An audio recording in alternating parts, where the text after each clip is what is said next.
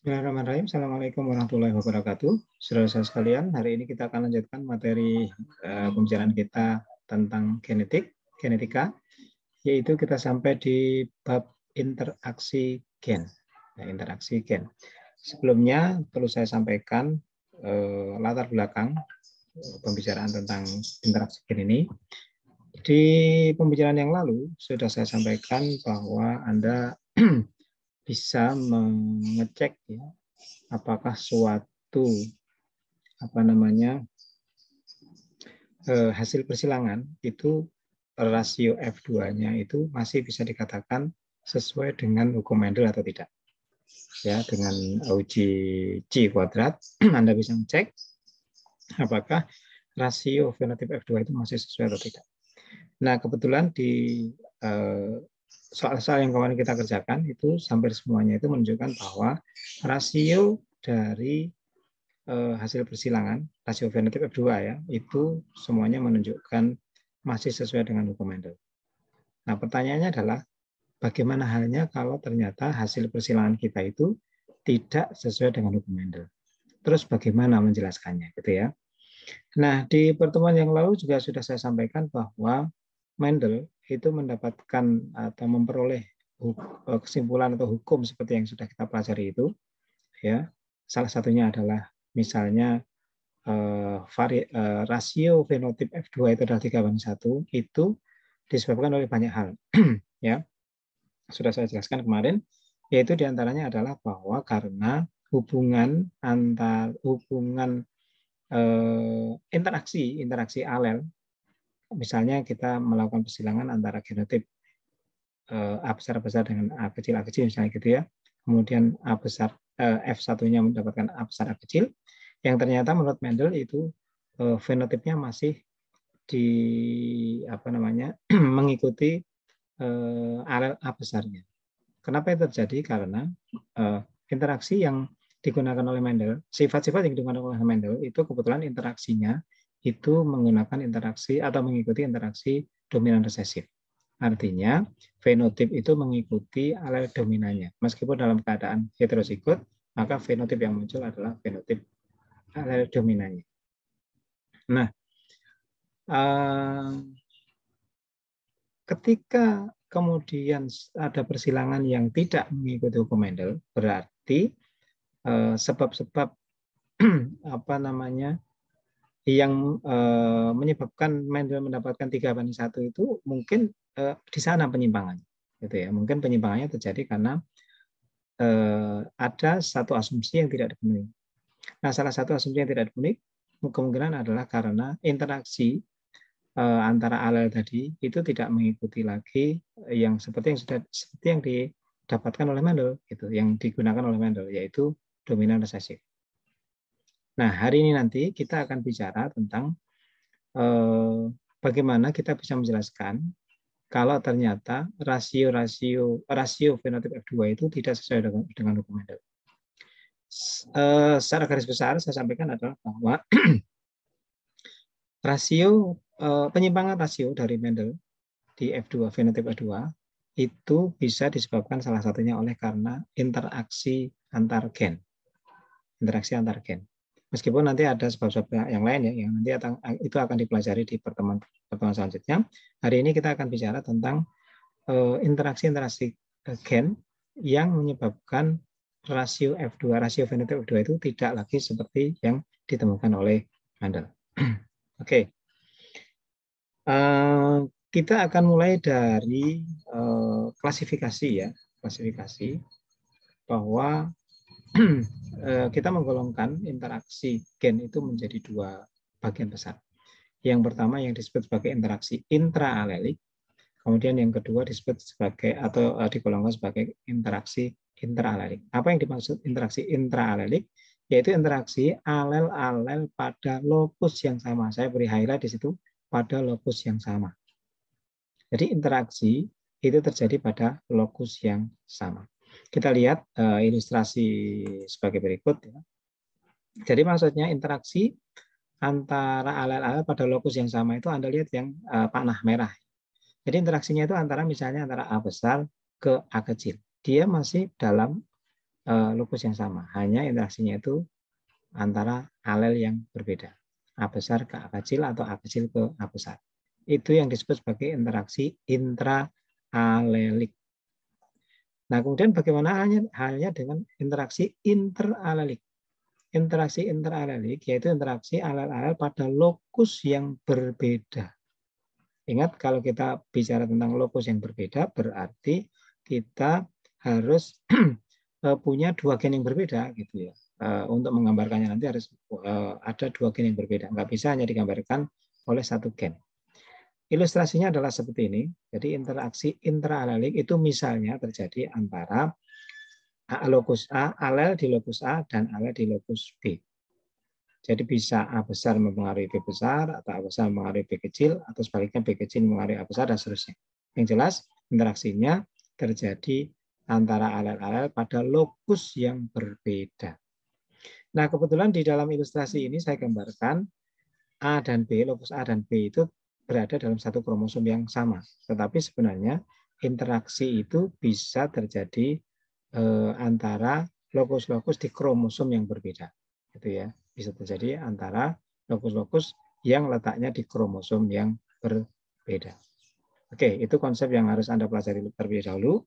Apa itu interaksi interalelik dan interaksi intraalelik. Dari istilahnya bisa dengan mudah diingat-ingat ya. Intraalelik berarti di dalam, ya, masih dalam lokus yang sama. Inter artinya antara lokus yang berbeda. Nah, di masing-masing kelompok interaksi ini tadi sendiri nanti akan dibagi menjadi beberapa mekanisme ya, mekanisme interaksi. Kita mulai dari yang pertama, yaitu interaksi intraalelik dulu. Interaksi intraalelik. Yang sudah diketahui, interaksi intraalelik itu ada beberapa mekanisme yang terjadi. Saya sebutkan dulu. Yang pertama adalah interaksi dominan sempurna, atau sering juga disebut sebagai complete dominance. Yang ini nanti tidak akan kita pelajari lagi karena ini sudah kita gunakan kemarin ketika kita mempelajari genetika Mendel. Dominan resesif yang tadi saya sebutkan, yaitu juga disebut sebagai interaksi dominan sempurna atau complete dominance. Mungkin saya ulas sedikit ya, bahwa ketika ada individu yang A besar A kecil, misalnya heterozigot, maka fenotipnya akan mengikuti alel dominannya, mengikuti A besar. Itu adalah interaksi dominan sempurna atau complete dominance. Kemudian yang berikutnya adalah interaksi dominan tidak sempurna atau incomplete dominance, atau juga sering disebut sebagai partial dominance. Kemudian yang berikutnya adalah interaksi kodominan. Kemudian ada interaksi yang namanya gen letal atau lethal chain. Kemudian yang terakhir yang kita pelajari nanti adalah interaksi gen ganda atau multiple alleles. Itu adalah semuanya termasuk dalam interaksi intraalelik. Oke, kita akan bicarakan satu persatu nanti ya. Kita mulai dari yang pertama. Pertama dalam arti tadi karena kita sudah anggap yang interaksi dominan sempurna itu sudah tidak kita bicarakan lagi. Yaitu interaksi dominan tidak sempurna atau incomplete dominance tadi.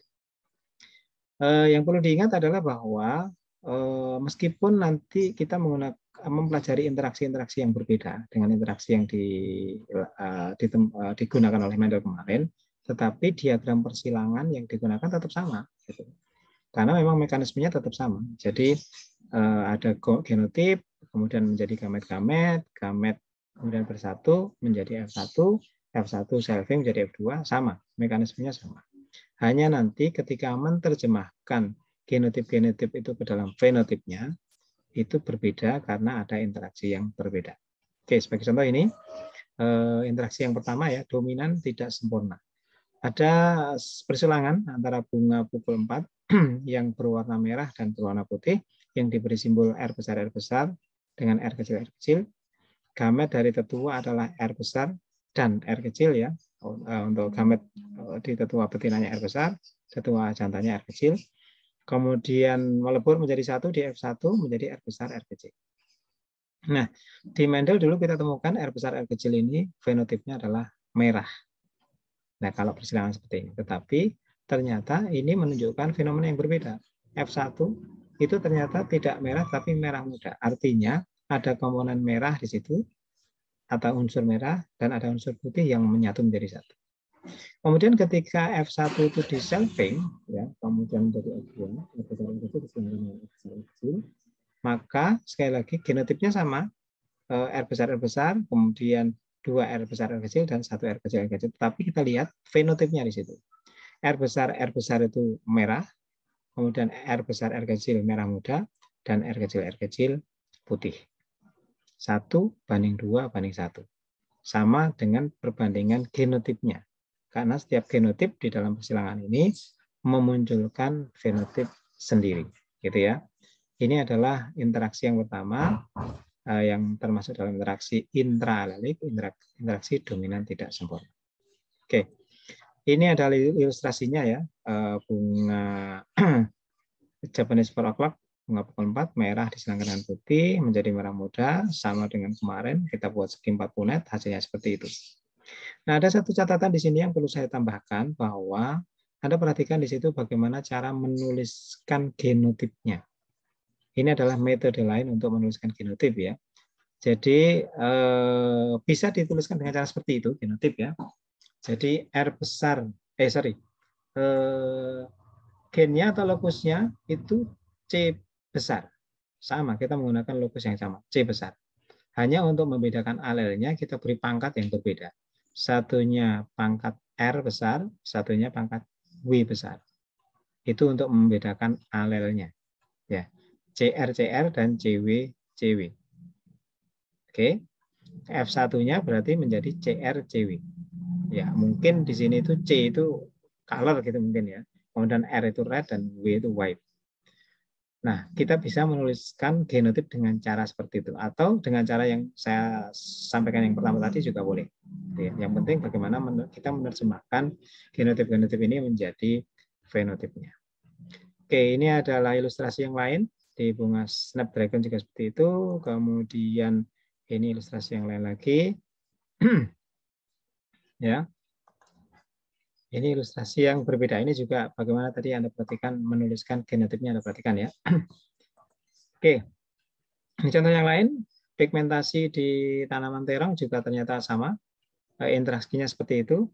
Ungu tua disilangkan dengan putih ternyata menghasilkan ungu muda. Ketika ungu muda di selfing menghasilkan sama dengan tadi 1:2:1. Ungu tua, 1 ungu tua, 2 ungu muda, dan 1 putih. Itu adalah beberapa contoh interaksi dominan tidak sempurna. Nah, perlu saya tambahkan informasi di sini adalah bahwa di dalam pembicaraan genotip itu kita tidak bisa membuat contoh yang sembarangan gitu ya. Jadi contoh-contoh ini tadi itu ya memang faktanya begitu gitu. Ini adalah contoh dari hasil penelitian yang menunjukkan fenomena seperti itu kemudian dijelaskan. Ini terjadi karena interaksinya begitu. Jadi ya kalau untuk sekedar contoh soal bisa saja kita membuat contoh soal bunganya ungu tua disilangkan dengan putih kemudian menjadi ungu muda boleh saja, tetapi kalau kita ambil dari buku-buku ya contoh-contoh yang sudah disampaikan di sana itu adalah contoh yang memang hasil penelitiannya menunjukkan fenomena seperti itu. Oke, saya lanjutkan. Kemudian yang kedua interaksinya disebut sebagai interaksi kodominan. Penjelasannya adalah bahwa dua alel itu menghasilkan produk berbeda yang kerjanya itu berlainan. Yang dapat diketahui pada keadaan heterozigot. Oke, mungkin belum terlalu jelas kalau kita lihat dari definisinya. Kita akan lihat bagaimana penjelasan dari diagram persilangan. Contoh kasusnya adalah di tanaman lentil ya, ini tanaman lentil. Tanaman biji-bijian. Kita lihat di situ ini juga sama, cara menuliskan genotipnya sama dengan yang contoh yang sebelumnya tadi. Nama lokusnya atau nama gennya adalah C besar, kemudian untuk membedakan alel dibedakan dengan pangkat huruf yang berbeda, S dan D. CS atau CSCS, genotip CSCS itu memiliki fenotip spot. Spot itu artinya bercak-bercak, ini gambarnya ya. Bercak-bercak seperti ini. Kemudian kalau yang CD itu artinya dot, fenotipnya dot atau bintik-bintik. Anda lihat, ini dua fenotip yang berbeda, CS dan JDCD. Ketika dua individu ini disilangkan, menghasilkan F1 CSCD heterozigot. Nah, Anda lihat di situ fenomenanya. Berbeda dengan interaksi yang pertama tadi. Kalau interaksi pertama tadi itu kan sifat dari tua jantan dan betina itu blended, kemudian separuh-separuh gitu ya. Merah dengan putih menjadi merah muda. Kalau ini enggak. Dua-duanya tetap muncul. Jadi spotnya juga muncul, Anda lihat di sini. Kemudian dotnya juga muncul di situ. Jadi makanya disebut sebagai kodominan ya, sama-sama dominan. Kodominan. Kemudian ketika F1 di selfing menghasilkan F2 ya sama, caranya kita buat scheme Parpunas seperti ini, gametnya diuraikan, nanti akan ada genotip CSCS, CSCD, CSCD, JDCD. Tinggal menerjemahkannya sebagai fenotip ya. Berarti CSCS itu adalah spot, CSCD spot dot gitu ya. Kemudian JDCD dot atau berbintik. Yang ini bercak, yang JDCD itu bintik, yang CSCD itu berarti bercak dan bintik. Itu adalah interaksi kodominan. Mudah-mudahan bisa dipahami bedanya antara yang incomplete dominan dan kodominan tadi. Kalau incomplete itu separuh-separuh ya, berbagi sifatnya. Kalau yang kodominan sama-sama dominan, dua-duanya tetap muncul. Oke, ini adalah contoh yang lain di fenotip yang lain ya. Kemudian ini juga sudah habis ya. Ya, ini contoh yang lain di beberapa bunga ya. Ada yang ungu, yang putih, kemudian tidak menjadi ungu muda tetapi berbagi. Dua-duanya yang muncul. Oke, saya lanjutkan. Kemudian interaksi yang ketiga. Interaksi alel ganda. Interaksi alel ganda, penjelasannya adalah alel ganda ada 3 atau lebih bentuk alel dari satu gen pada lokus tertentu. Jadi maksudnya begini ya. Saya berikan ilustrasi, saya kembali ke gambar tadi, yang saya gambarkan tadi. Jadi kalau pada umumnya alel itu berpasangan satu-satu. A besar berpasangan dengan A kecil, misalnya gitu ya. Nah, ada fenomena yang di alel ganda tadi. Fenomena di mana dalam satu populasi itu, satu lokus itu alelnya itu macam-macam gitu. Jadi misalnya begini. A besar ini ternyata tidak hanya berpasangan dengan A kecil di dalam satu populasi. Dalam satu individu tetap ya, alelnya berpasangan satu saja. Tetapi dalam populasi itu ternyata ada individu yang A besar itu ternyata berpasangan dengan A kecil tapi bentuk lain. A kecil misalnya kita beri kode A kecil 1 misalnya gitu. Kemudian individu yang lain masih di populasi itu juga punya pasangan alel yang berbeda lagi. A besar berpasangan dengan A2 misalnya gitu. A kecil 2 misalnya. Nah, seperti itu yang disebut sebagai alel ganda. Dan itu nanti di contoh nanti akan kita lihat akan menunjukkan fenotip yang beragam. Oke, kita lihat contohnya. Contohnya didapati alel ganda ini adalah pada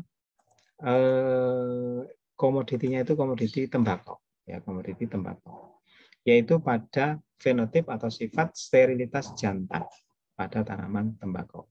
Kalau kita ngomong sterilitas jantan berarti berkaitan dengan polen nanti ya, berkaitan dengan polen. Oke, tadi saya sebutkan bahwa karena ini bentuk alternatif dari alel, maka biasanya ini dipelajari di populasi ya, di populasi. Dalam satu populasi kok ada yang sifatnya begini, ada yang sifatnya begini untuk sifat yang sama ya. Keragamannya itu lebih dari satu. Oke. Ini contohnya. Ya, contoh persilangannya. Nah, tadi saya sebutkan ini contoh menuliskan genotipnya ya. S1 S2 ya, satu genotip disilangkan dengan S1 S2. Mestinya kalau S1 S2 disilangkan dengan S1 S2, gamet tetuanya adalah S1 dan S2 sama, S1 dan S2. Ini tidak disebutkan mana yang jantan mana yang betina, tetapi di situ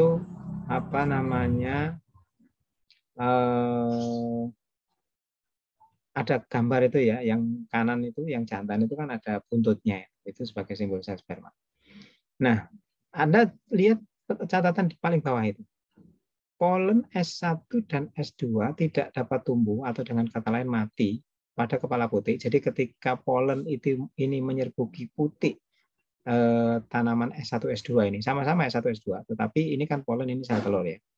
Ketika polen ini menyerbuki putik S1 S2 tanaman betina, maka karena ada alel yang sama, di sini ada S1, di sini ada S1, di sini ada S2, ini ada S2, maka polen itu mati, nggak bisa tumbuh. Sehingga karena kondisinya seperti itu, maka tidak terbentuk F1 karena polennya semuanya mati karena ada yang sama. Betul ya? Ini penjelasannya. Tapi ini khusus untuk genotip ini dan fenotip yang ini memang fenotip untuk sterilitas tadi ya.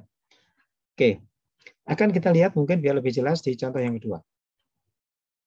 Ada persilangan antara genotip S1 S2 disilangkan dengan S2 S3.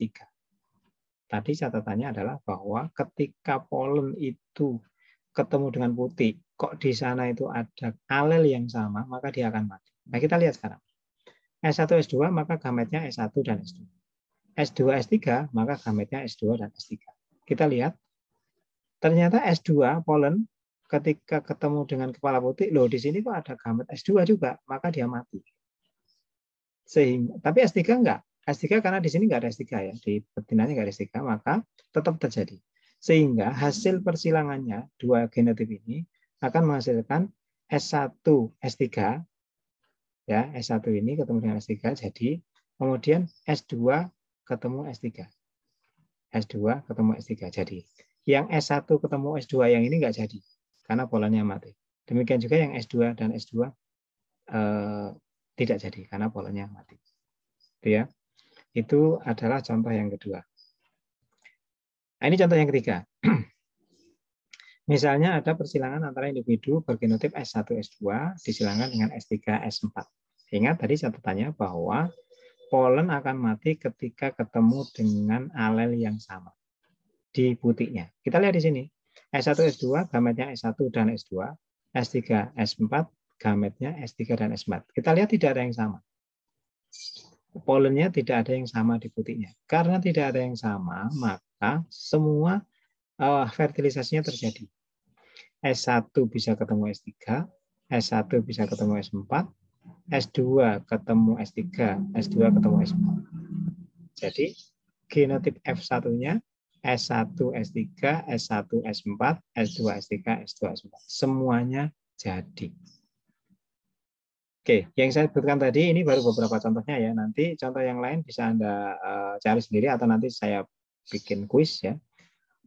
Untuk Anda biar berlatih bagaimana kalau terjadi persilangan dengan genotip yang berbeda.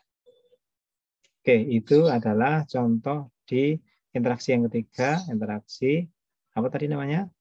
Interaksi, ingat nggak tadi? Alel ganda. Ya, alel ganda. Contohnya adalah di sterilitas jantan pada tanaman tembakau. Oke, kita lanjutkan. Kemudian yang keempat, yang terakhir, yaitu interaksi gen letal. Interaksi gen letal. Interaksi gen letal penjelasannya adalah alel yang menyebabkan tidak terbentuknya produk sehingga mengakibatkan kematian. Jadi gini maksudnya.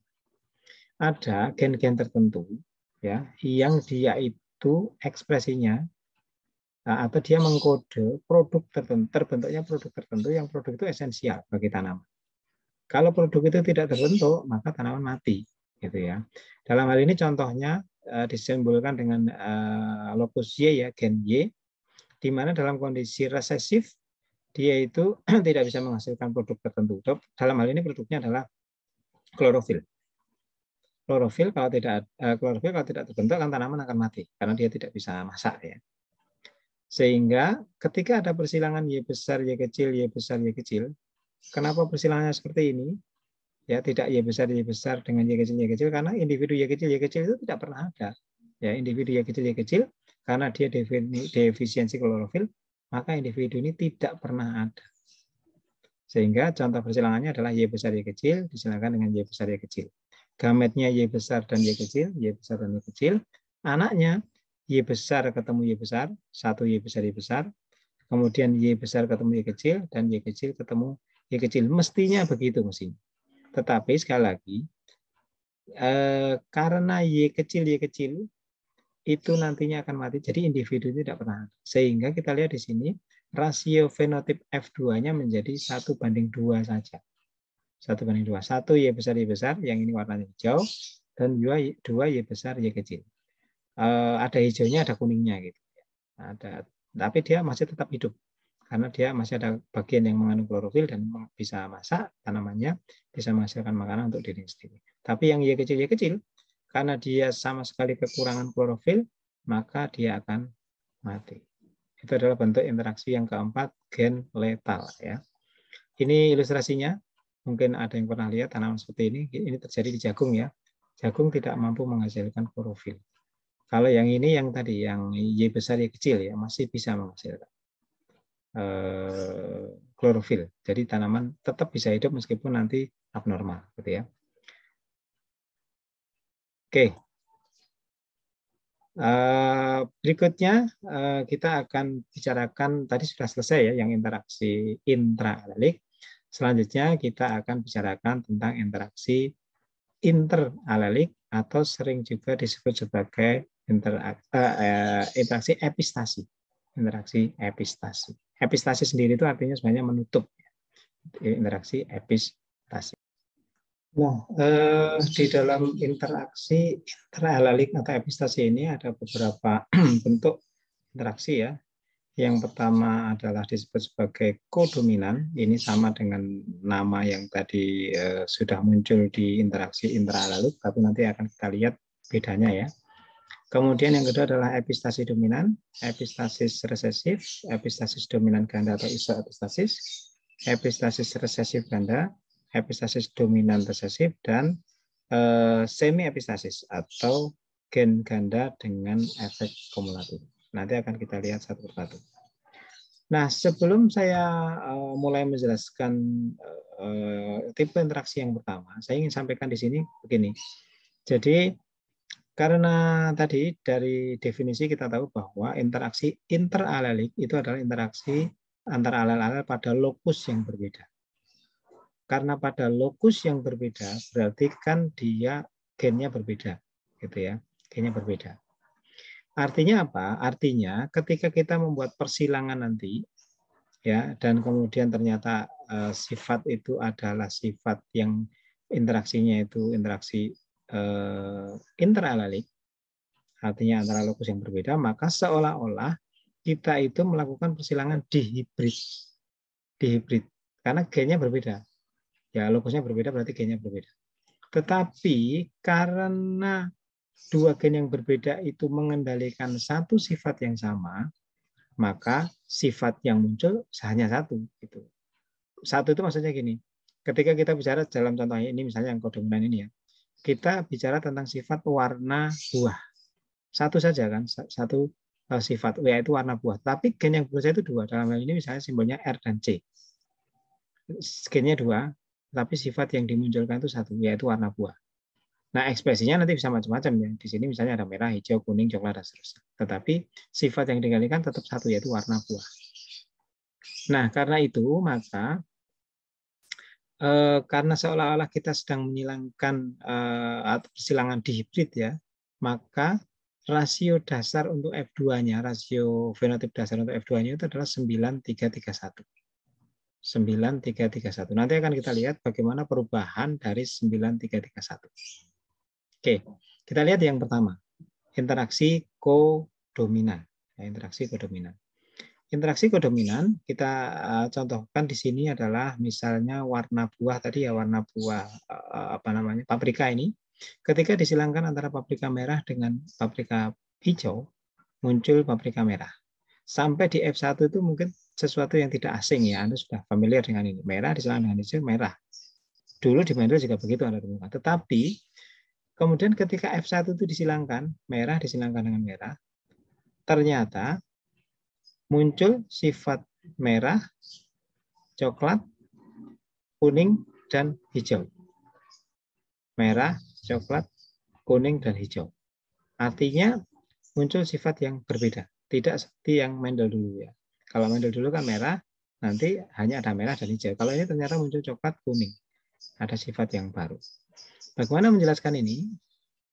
Ternyata hal ini terjadi karena ternyata di warna buah tadi itu yang bekerja itu adalah dua gen. Yang bekerja adalah dua gen. Di sini disimbolkan sebagai R dan C, ya, R dan C. Ketika R muncul, R besar muncul, baik dalam kondisi homozigot maupun heterozigot, maka dia muncul warna merah. Ya. Tetapi ketika R-nya tidak muncul, artinya dalam kondisi resesif, CR kecil di sini dalam hal ini. Bentar. Ketika R besar, ya, kodominan, ini kodominan ya. Kodominan itu artinya dua gen itu bekerja bersama ya. Ketika R besar itu ketemu dengan C besar, maka dia akan muncul merah. Tetapi ketika hanya R besar saja yang muncul, maka ya sifat R besar saja tadi yang muncul, yaitu menjadi coklat. Tetapi ketika C saja yang muncul, yang dominan maksudnya ada dominan C, maka muncul warna kuning. Dan ketika dua-duanya tidak ada yang dominan, maka warnanya muncul biru. Makanya di sini adalah sifatnya kodominan seperti tadi ya. Jadi membawa sifat sendiri-sendiri. R membawa sifat sendiri, C membawa sifat sendiri. Ketika ketemu antara coklat dan kuning ini muncul, tetapi di sini ekspresinya menjadi warna merah. Karena memang logika warna di sini kan tidak sama dengan logika cat ya, ketika kita menyampurkan coklat dengan hijau kemudian jadi merah, enggak begitu. Tapi karena di dalamnya ada mekanisme-mekanisme yang melibatkan enzimatis dan seterusnya, kita nggak tahu. Tapi yang jelas ketika R besar ketemu C besar menjadi merah. Kalau R besar saja ya yang muncul maka coklat, ketika C besar saja yang muncul menjadi kuning, dan ketika dua-duanya tidak muncul maka menjadi hijau. Oke, kemudian kita akan lanjutkan. Sebentar, ini tadi jadinya rasio fenotip F2-nya tetap sama ya, kebetulan sama 9331, tetapi tiga-tiganya itu maksudnya yang 3 dan 3 ini berbeda. 9331-nya ini berbeda dengan yang persilangan dihibrid. Kalau dulu kan ada dua sifat yang terlibat. Misalnya warna polong hijau dan bentuk biji keriput. Misalnya kan gitu, ada dua sifat. Kalau ini enggak, satu. 9331-nya ini menunjukkan satu sifat, yaitu warna buah paprika, tapi kemudian muncul 4 warna di sini. Ada merah, ada coklat, ada kuning, ada hijau. Gitu ya.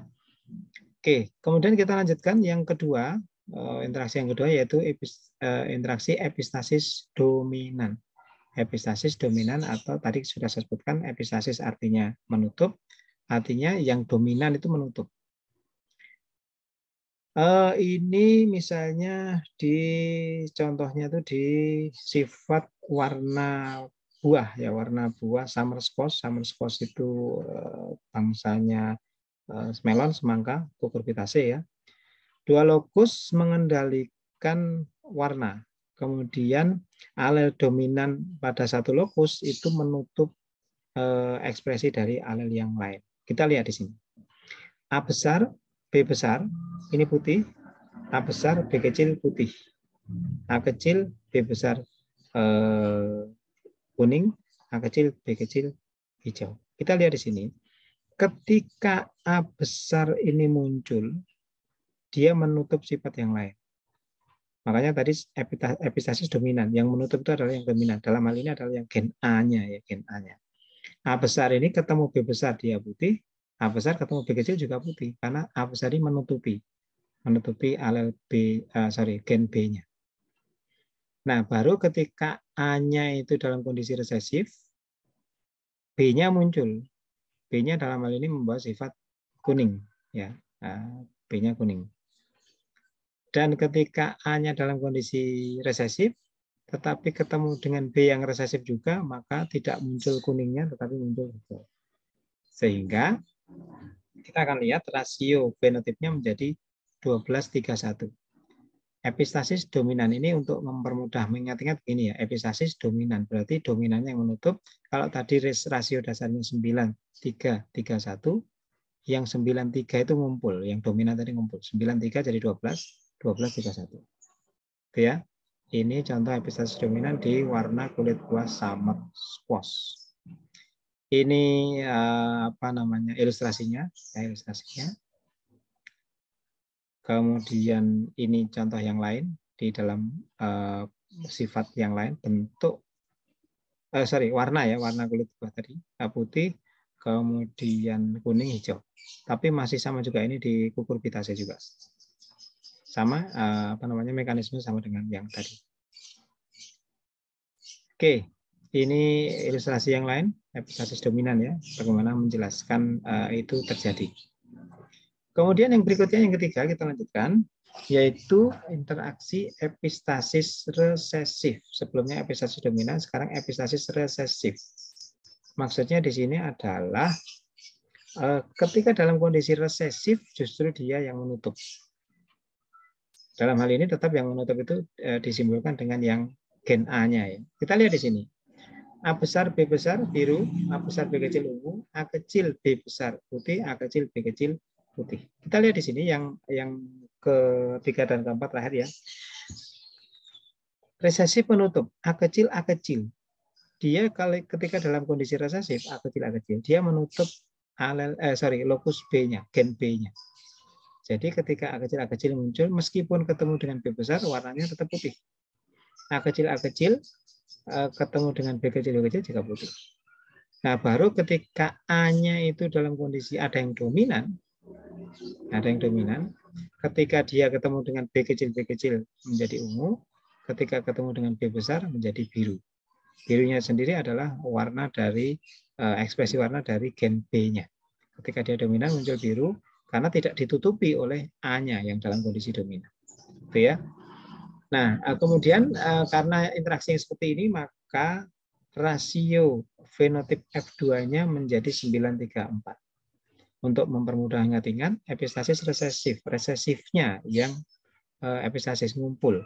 9331 dasarnya tadi menjadi 934. 3 dan 1-nya gabung menjadi 1. Itu ya, 934. Itu adalah interaksi yang ketiga, epistasis resesif. Baik, kemudian kita teruskan dengan interaksi yang keempat, yaitu interaksi epistasis dominan ganda. Dari istilahnya, epistasis dominan ganda. Artinya, dia akan menutup ketika gen itu dalam kondisi dominan, baik gen di locus pertama maupun gen di locus yang keduanya. Kita lihat di diagram persilangannya ya. Ini di tanaman biji-bijian, di tanaman apa itu? Shul kalau nggak salah. Saya juga nggak tahu ini tanaman apa. Ya, tapi sifat yang kita lihat di sini perbedaan sifatnya adalah di bentuk bijinya. Kita lihat persilangan antara tanaman yang bentuk bijinya segitiga dan yang lonjong. Disimbolkan yang apa namanya segitiga itu T besar, V besar, V besar, dan yang lonjong itu T kecil, V kecil. Ini biasa seperti ini ya, sudah kita lihat. Kita lihat F1-nya juga masih biasa, tidak ada yang aneh. Menjadi apa namanya segitiga. Tapi ketika kita selfing F1-nya, kita mendapati rasio fenotip F2-nya itu adalah 15:1. Kenapa bisa menjadi seperti itu? Ya, kita lihat di sini interaksinya. Kita lihat di sini adalah bahwa ketika ada gen dominan ya dari dua locus itu baik T maupun V-nya, satu saja dia muncul ya, maka dia sudah akan mengekspresikan sifat segitiganya, triangularnya ya.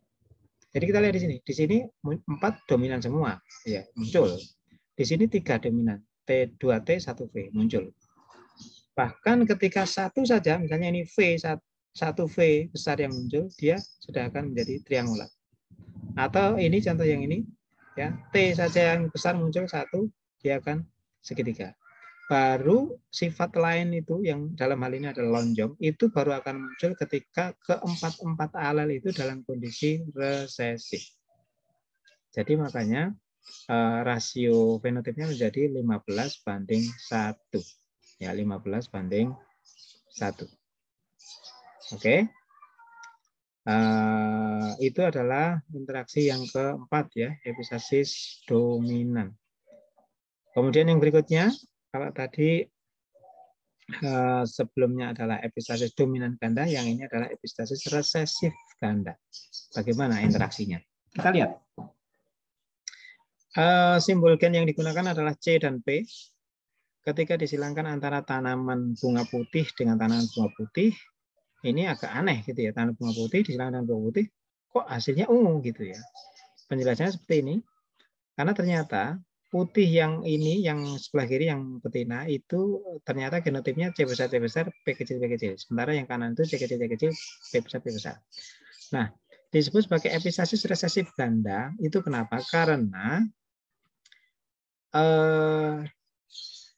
gen-gen ini, baik gen C maupun gen P, dia itu akan mengekspresikan sifatnya yang sama, itu dalam kondisi resesif.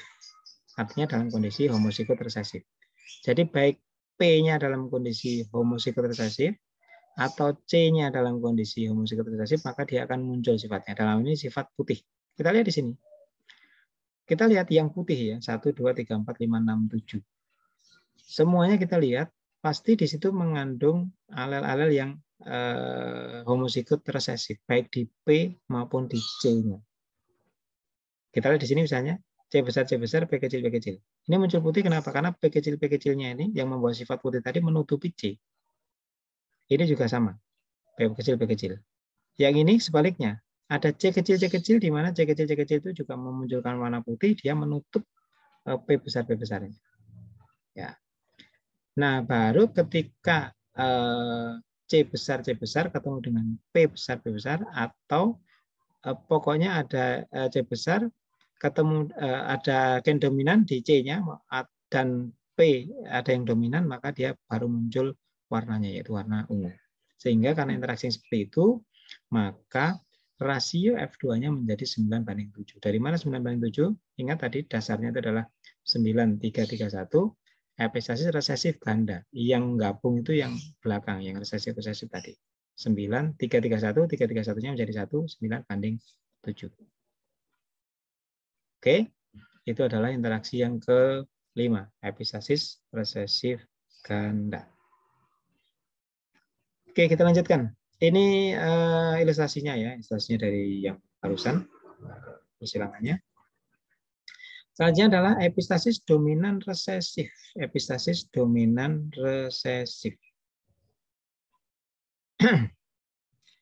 Kita lihat di sini yang epistasis itu adalah yang sebentar.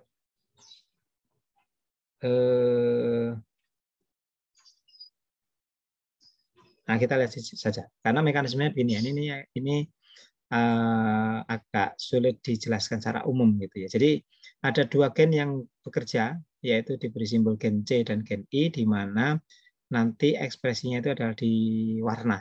Ini warna apa ya? Warna bunga. Gen C besar, ketika dia dalam kondisi C besar, maka dia itu menghasilkan warna. Gen C kecil, dia mencegah terbentuknya warna. Kalau gen I itu menghambat, ini maksudnya inhibitor mungkin ya. I besar, kalau gen I besar ada, dia menghambat pembentukan. Kalau gen I kecil, dia tidak menghambat.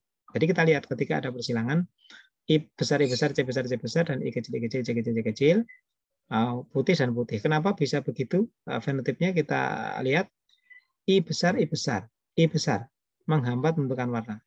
Warnanya terhambat untuk keluar. Dalam hal ini warna yang keluar itu adalah warna, enggak disebutkan di sini ya, pokoknya berwarna gitu aja. C-nya besar, penghasil warna. Jadi meskipun ada C besar, dia bisa menghasilkan warna, tetapi karena ada gen penghambat, maka warna itu enggak muncul, jadi tetap putih. Sebaliknya yang I kecil, C kecil, tidak ada penghambatan di situ, karena I-nya kecil, tidak ada penghambat. Tetapi gen yang satunya itu memang gen yang tidak menghasilkan warna, jadi tetap putih, gitu ya, tetap putih.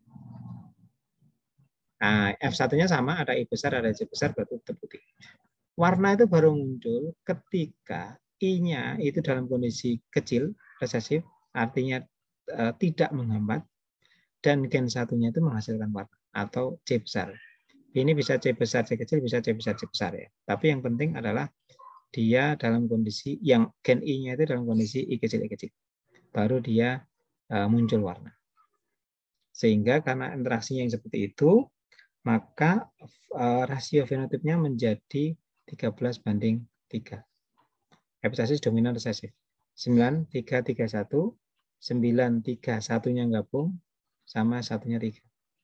Yang di 3 terakhir tadi menjadi satu fenotip tersendiri, ya, yaitu berwarna. Penjelasannya seperti tadi. Dan ini contohnya ya seperti ini. Sekali lagi di genetika itu, contoh itu, jadi teori, ini kan teori ya. Itu muncul karena ada fakta. Gitu. Jadi persilangan menghasilkan begini, kemudian dijelaskan begini. Ya, ini menjadi teori. Nah, belum tentu juga ditemukan di tanaman yang lain. Tetapi nanti ketika ditemukan fenomena yang sama, itu sudah ada penjelasannya. Gitu. Di genetika itu seperti itu ya. Oke. Kita lanjutkan sekarang. Yang berikutnya adalah gen duplikat dengan efek kumulatif. Gen duplikat dengan efek kumulatif. Ini interaksi yang terakhir, yang 7. Bagaimana mekanismenya? Dua gen bukan alelnya, artinya di lokus yang berbeda ya, saling menambah atau bersifat kumulatif untuk satu sifat. Dua gen bukan alelnya, artinya tadi di alel yang berbeda, di lokus yang berbeda ya, tapi dia bekerja untuk satu sifat yang sama. Dalam hal ini contohnya adalah di Cucurbita pepo. Ini juga di Cucurbitaceae ya. Di mana sifat yang dikendalikannya itu adalah sifat bentuk buahnya. Simbol gennya adalah B dan L untuk dua lokus tadi, B dan L. Ketika B dan L itu dalam kondisi dominan, maka terekspresi dua-duanya. Sehingga membentuk ekspresi buahnya itu menjadi cakram. Tetapi ketika dua-duanya tidak terekspresi, B kecil dan L kecil, maka menjadi lonjong. Nah, ketika hanya B saja yang muncul, maka dia menjadi bulat. Ya, bulat itu karena dia tidak pergerakan buahnya tidak ke arah